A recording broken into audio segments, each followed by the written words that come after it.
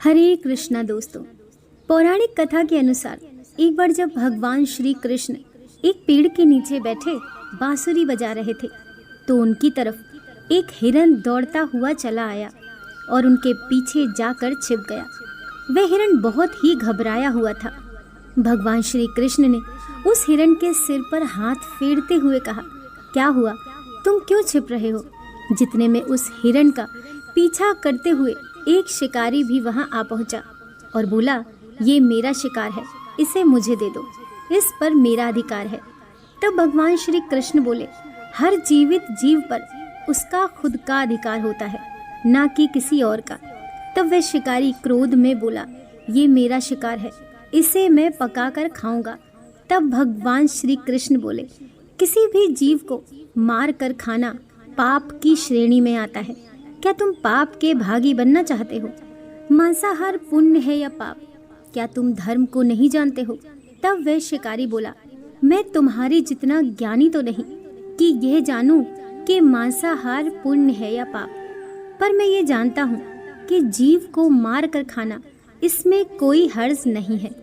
मांसाहार से तो मैं इस जीव को जीव बंधन से मुक्त कर रहा हूँ, फिर क्यों मांसाहार से मना किया जाता है? वैसे भी मैं इसको मारकर नीच योनि से मुक्ति दिलाकर पुण्य ही कमा रहा हूँ, फिर इस पर पाबंदी क्यों? इसे तो प्रोत्साहित करना चाहिए। जहाँ तक मैंने सुना है, जीव हत्या तो शास्त्रों में भी बताया गया है। राजा लोग शिकार किया करते थे। आप ही बताइए, मांसाहार पुण्य है या पाप? भगवान श्री कृष्ण समझ गए कि इसकी बुद्धि मांस खाने के कारण तामसिक हो गई है और इसने सोचने और समझने की बुद्धि भी खो दी है। फिर भगवान श्री कृष्ण बोले, तुम्हारे इस विषय पर पहले मैं तुम्हें कोई राय नहीं दूंगा। मेरी एक छोटी सी कथा सुनने के बाद तुम्हें उत्तर देना है कि मांसाहार पुण्य है या पाप है, और तुम्हें मांस खाना है या नहीं। वह शिकारी सोचने लगा कि इसमें मेरा तो कोई घाटा है नहीं, इस कथा को मैं सुन ही लेता हूँ, मेरा मनोरंजन भी हो जाएगा और बाद में मुझे इस हिरण का मांस भी मिल जाएगा। तो भगवान श्री कृष्ण ने शिकारी से कहा कि सुनो, एक बार मगध में खाद्य संकट खड़ा हो गया। अन्न का उत्पादन भी कम हो रहा था। राजा को चिंता हुई कि यदि इस समस्या का शीघ्र निदान नहीं किया गया तो संरक्षित अनाज कोष भी खत्म हो जाएगा और संकट भीषण हो जाएगा। तो राजा ने अपनी राज्य सभा में मंत्रियों से पूछा, देश की खाद्य समस्या को सुलझाने के लिए सबसे सस्ती वस्तु क्या है? मंत्री गण सोच में पड़ गए। चावल, गेहूं, आलू इत्यादि पदार्थों को उगाने के लिए बहुत श्रम करना पड़ता है। वे तभी प्राप्त होते हैं जब प्रकृति का प्रकोप ना हो। ऐसे में तो कुछ सस्ता हो ही नहीं सकता।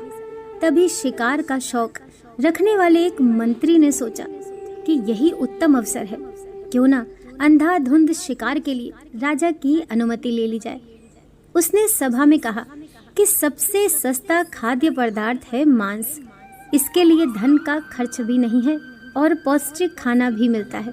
सभा में सभी मंत्री गणों ने इस बात का समर्थन कर दिया, लेकिन मगध के मंत्री अभी भी चुप थे।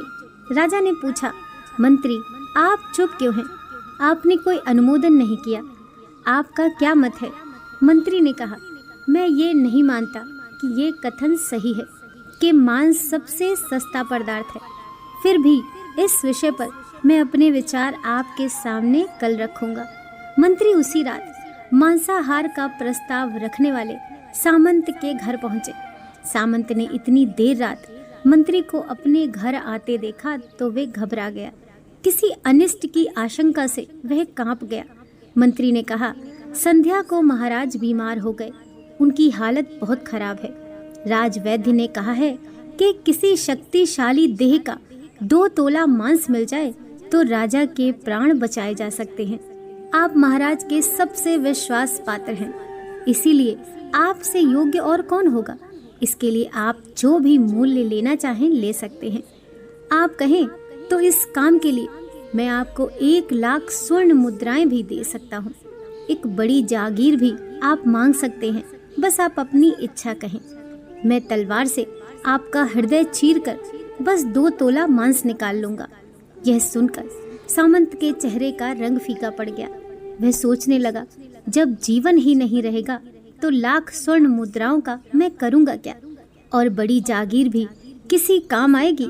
वह झटपट अंदर भाग गया और अपनी तिजोरी से 1 लाख स्वर्ण मुद्राओं की पोटली ले आया। मुद्राएं देकर उसने मंत्री के पैर पकड़ लिए और गिड़गिड़ाते हुए बोला, मंत्री जी, मैं आपकी 1 लाख मुद्राओं में अपनी 1 लाख मुद्राएं और मिलाता हूँ।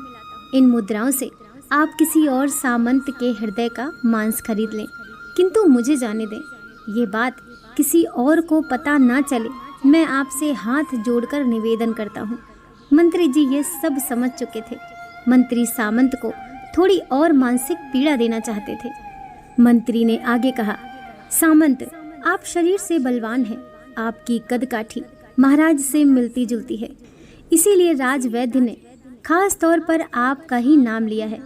आपके दान से हमारे अच्छे राजा की जिंदगी बच सकती है। आप कहें तो मैं आपको मंत्री का पद देने को तैयार हूँ और खुद आपका कर्मचारी बनकर रहूंगा, पर प्रजा से हमारे राजा न छीने। सामंत तो फंसता हुआ दिख रहा था। उसने शरीर पर अगवस्त्र रखकर अपने जूते भी पहन लिए। जैसे ही वह वहां से भागने वाला था, वह तुरंत मंत्री के पैरों में लेट गया। उसने याचना की कि मंत्री जी, मैं इसके योग्य नहीं हूँ। जब प्राण ही नहीं रहेंगे तो मंत्री पद का या राजा का सिंहासन भी मिल जाए तो मैं उसका क्या करूँगा। आप चाहें तो मेरा सब कुछ ले लें, पर मेरे प्राण ना लें। मैं अपना ये भवन और सारा धन आपको सौंपता हूँ। रातों रात राज्य से निकल जाऊंगा। इतना कहकर वह अपने घोड़े की ओर भागा और जैसे ही अपने घोड़े पर बैठने लगा और आवाज आई कि तुम तो जा रहे हो और तुम्हारे अपने परिवार को अपने पीछे छोड़े जा रहे हो।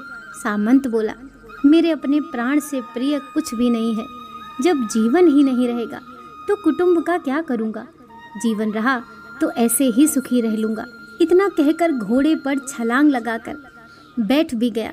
वह अभी चलने को ही था कि मंत्री ने घोड़े की लगाम पकड़ ली। वह सामंत से बोले, भागने की जरूरत नहीं है, आप आराम से घर पर ही रहो, मैं किसी दूसरे सामंत के घर जाता हूँ। ये कहकर मंत्री वहां से चले गए। मंत्री के वहां से जाने पर सामंत के अंदर कुछ जान तो आई, परंतु बेचैनी बनी रही। उसकी नींद खराब हो चुकी थी। मुद्राएं लेकर मंत्री बारी बारी से सभी सामंतों के घर पहुंचे और सभी से राजा के लिए हृदय का 2 तोला मांस मांगा, परंतु कोई भी देने के लिए राजी नहीं हुआ। सबने अपने बचाव के लिए मंत्री को किसी ने 1 लाख तो किसी ने 2 लाख मुद्राएं तक दे दी। इस प्रकार मंत्री ने एक ही रात में लाखों स्वर्ण मुद्राएं जमा कर ली। फिर सुबह होने से पहले ही अपने महल में पहुंच गया। अगले ही दिन राज्यसभा में सभी सामंत समय से पहले ही पहुंच गए। सभी ये जानना चाहते थे कि राजा स्वस्थ हैं कि नहीं, लेकिन किसी ने भेद नहीं खोला था। सबको राजवैद्य की तलाश थी, उनसे ही उन्हें कुछ सूचना मिल सकती थी।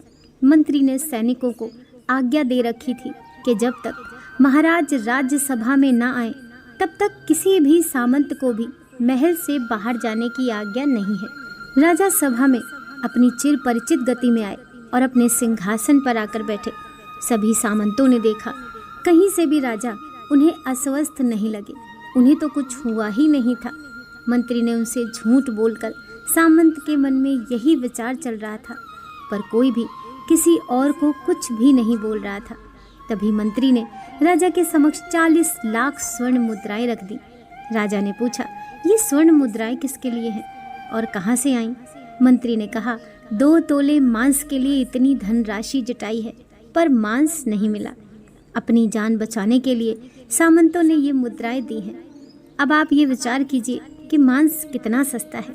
राजा को बात समझ में आ गई। उन्होंने प्रजा को अतिरिक्त परिश्रम करने का निवेदन किया और राजा के अनाज भंडार में से अनाज निकालकर श्रमिकों को दिया गया। उन्होंने पौष्टिक सब्जियों की खेती का तुरंत आदेश दिया। वे 40 लाख मुद्राएं इसी कार्य के लिए और श्रमिकों के कल्याण के लिए खर्च की गईं। ऐसे साग सब्जी तेजी से होगी, जिससे प्रजा का कल्याण भी हुआ और पौष्टिकता भी मिली। कुछ समय बाद मौसम अनुकूल हुआ और खेती लहराने लगी। इस प्रकार राज्य से खाद्य संकट दूर हुआ। परमात्मा से ये ज्ञान पाकर शिकारी परिपूर्ण हो गया और उसे ज्ञान की प्राप्ति हो गई और वह जान गया कि महानता जीवन लेने में नहीं बल्कि जीवन देने में है। शिकारी भगवान श्री कृष्ण के आगे हाथ जोड़कर वहां से चला गया और उसने कसम खाई कि वह अपने संपूर्ण जीवन में किसी को भी कभी चोट नहीं पहुंचाएगा। भगवान श्री कृष्ण हमें इस कथा के जरिए समझाना चाहते हैं कि हम ये ना भूलें कि जिस तरह हमें अपनी जान प्यारी है, इस तरह सभी जीवों को अपनी जान प्यारी होती है। दोस्तों, कहानी पसंद आई हो तो वीडियो को लाइक कीजिए, चैनल को सब्सक्राइब कीजिए। मिलते हैं नेक्स्ट वीडियो के साथ। हरे कृष्णा।